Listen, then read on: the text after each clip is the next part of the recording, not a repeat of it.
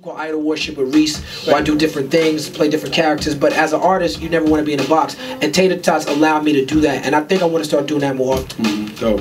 Yeah, that was, I mean, do you think that's like a missing element right now? Is there anybody in the game now that has that skill, that's able to do a track that paints a picture like that? I mean, yeah, I mean, you know, the artists, you know, from, you still got Ray and Ghost who's still viable in the game, but as far as like, you know, newer artists, yeah.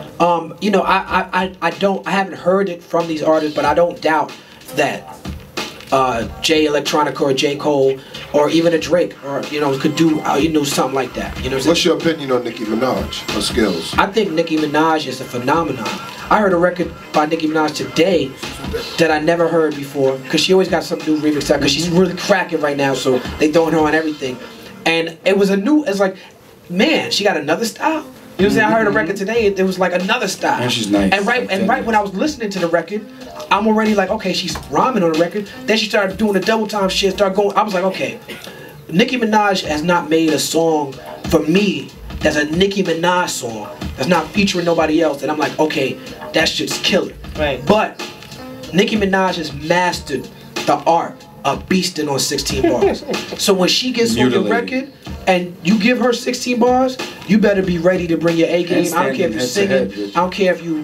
She's when she brags about every time she gets on a record, it goes to Billboard. I can see why, because she's not fucking around when it comes to the 16 bars, and she's really taking the artist thing seriously, like the costumes, the faces, the videos, the visuals. She's bringing the whole movement with it. So you know, I can never hate on anything Nicki Minaj is doing. I think that she's very, very, very good for the game.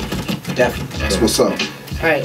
Whenever I read comments like reviews or anything about your albums and any songs that you put out, people are like, "This is real hip hop." Do you feel like the U.S. is your true market, or has like international markets opened up and been more lucrative for you? Supportive, yeah. Well, you know, I think the way we look at music in general has to change, because we're in a global situation and we're in a global economy. When I first started traveling overseas, things would take a year and a half, 2 years to catch up overseas. Now they get it the same time as us, and now they can influence the culture just as easily as we can influence the culture. I mean, I toured with the Black Eyed Peas for years, and if you look at what groups like the Black Eyed Peas and Gnarls Barkley have been able to do when they blew up overseas, Black Eyed Peas in Canada and London, Gnarls Barkley in London, and then brought it back to America, it almost makes you stronger. I was amazed by him because he was the Goody Mob, right? Yeah, CeeLo. And his whole look, the way he is, he just, no matter what, he looks crazy.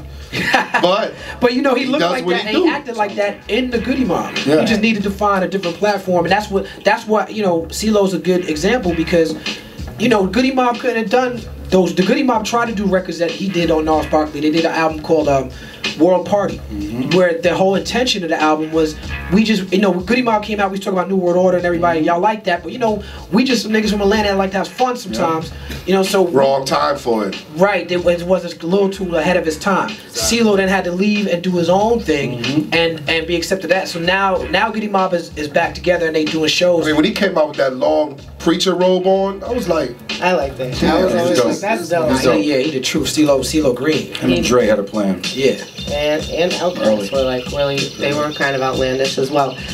Okay, just to get into some stuff that everybody knows out there, do you feel like the Jay-Z, Kanye, like public cosign gave you like more of certain notoriety? Yeah, or do you think it? Yeah, I mean, there's people now, since Jay-Z have kind of co-signed me, and since I co-signed Kanye, he returned the favor. You know what I'm saying? But there's people now who know me on a celebrity factor where I get a lot of respect, and they feel like they should know me, but they're not really fans of the music, and they don't know the music. So they know that Jay-Z respect me, so they feel like, okay, they give me that respect, but they don't really, it's not for my output. You know what I'm saying?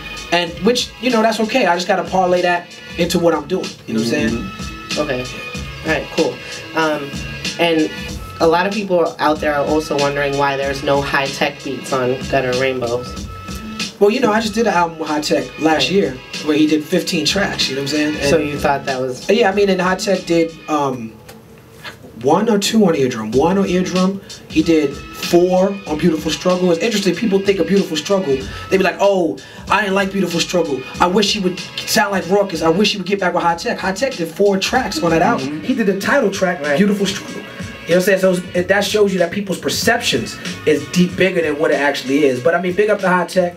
If it wasn't for me working with High Tech, I wouldn't have an ear to be working with all these great producers. You know? Okay. Y'all go back. Yeah, you know, definitely. All right, we have a Twitter question. All right. You made page 6 recently of the New York Daily Times. Was that the Twitter Daily question? News? Sorry, about you and your wife. That's the Twitter question? Yes.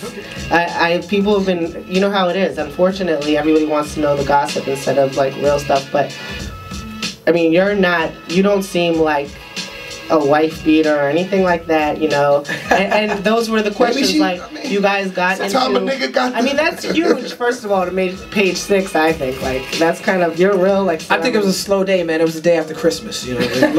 Looking for bills, pockets, she still snagging at you, and was that you just backhand her. Was that just a relationship? No back. Was that just a relationship spat in public that got, you know... Yeah, I mean, it wasn't really in public. It was at a party. It was at... Y'all said that y'all couldn't get into the album release party. You know what I'm saying? But no, it was technically public, but it was after party was done. Right. We was in the back. I was with all my friends. We was drinking, hanging out, and yeah, we had an argument. But the story said that we fought. That she swung on me, I swung on her, knocked over tables, we got kicked out. They said she threw her hands up, was throwing blows? Yeah, the story was like crazy. The story was just... It's always exaggerated. I mean, I've had things exaggerated, but that was like... going too far. Yeah, that was just some... But I mean, you know, man, I mean, I guess I didn't know people cared that much, and I guess they do, which is, you know, yeah. Right, so that's just when you're a celebrity. Your whole life is in the media, you know. Yeah. So, I mean, that's not always. But see, my whole experience has been like, that's why I answered the Jay-Z question, like, because it's been people know me from the music, right? Not from stuff like that. So that was a little different. You know what I'm saying? Right. Well, I mean, everything else out there, everyone respects you. Like, I mean, even those people, they just wanted to know the gossip. You know how people are. That's my nigga. I mean, next time you gotta send me a picture when you come from behind with the back. He likes because I want to see it, like how they be nagging you and nagging you. Oh, all right. Right, like I could be your security. All right, so everybody go get Gutter Rainbows. It's on iTunes right now. You're even streaming it from your MySpace? We did that. We done with that. It's available for sale now. No more streaming. But you can go on iTunes and preview it for a few seconds. Exactly. And then cop it. Yeah, definitely go get that album, number 29 on the Billboard, and number 4. And then the next album coming on the Hip Hop. Yeah. Next album, you know, before my next album, Strong Arm Steady. Oh yeah, okay. Arms and Hammers, February 22nd. Alright. I'm on that album. KRS-One, Corrupt, Young Gotti, Too Short. Oh, I gotta hear that. Knots produced it. Wow. DJ Khalil, Madlib, Terrence Martin, Jelly Roll. Greatest hip hop album emerging out of Los Angeles in a long time. Wow. Yeah, so make sure y'all check for that. And Gene Gray's Cake of Death this spring. Okay. And then Prisoner Conscious in the summer. Alright, and follow. Yeah. Real Talib Kweli. That's if you want to see me on my Twitter bullshit, that's where I'm at. Okay. If you want to get into some real shit, I'm at yearoftheblacksmith.com. That's my website. Yeah, definitely go there. Alright, thank you very much for coming. Thank y'all, man. This has been one of the greatest convos we've had. Yeah. 2011, I like that definitely. too, man. Oh, you feeling that? Yeah, we like it. That bro, It's a newsboy hat from Scotch and Soda that just came down. Scotch and Soda's dope. That's dope, right? From Amsterdam, they got a store now. What a cardigan they did. Yeah, you know, Scotch and Soda, yeah. Shout out to my man. Y'all got Reek the Villain coming up. Yeah, he's coming That's the up. homie. All right, so that's gonna be. I mean, we were gonna have you spit, but you went in last night. Your throat is shot, and so but we'll come back. We have Reek the Villain in the building. Talib Kweli is here. This is the Roundtable Show. Big Jeff. Randy.